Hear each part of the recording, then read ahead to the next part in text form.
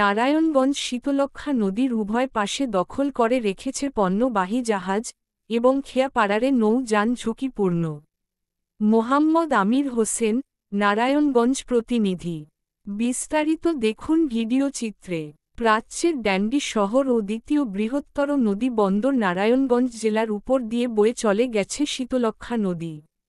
আমাদের নদী মাতৃক বাংলাদেশ। শীতলক্ষ্যা নদীর উভয় পাশে দখল করে রেখেছে পণ্যবাহী বড় বড় জাহাজ, এক প্রকার ঝুঁকি নিয়ে নদীপথে চলাচল করছে নৌকা, ট্রলার, বালবকেট।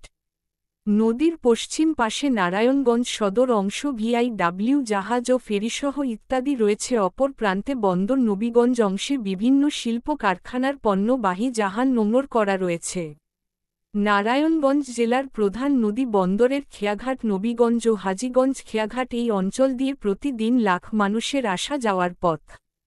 নদী পারারের ইজারাদার রয়েছে, তবে অতি ঝুঁকিপূর্ণ হয়ে রয়েছে পারাপাররত বাহন ট্রলারগুলো। এমনিতেই এই খেয়াঘাটে প্রায়ই সময় নৌকা ও ট্রলারে পারারের নৌ-ডুবুরির ঘটনা রয়েছে বহু ইতিহাস। ছোট ছোট নৌকা দিয়ে পার হতে জনপ্রতি 10 টাকা করে দিয়ে পার হওয়ার পরে ইজারাদারকে দিতে হয় 5 টাকা করে এবং ট্রলারে 2 টাকা করে দিতে হচ্ছে। ইজারাদারদের খামখেয়ালির দরুন ক্ষতিগ্রস্ত ট্রলার দিয়ে চলাচল করছে হাজার হাজার মানুষ।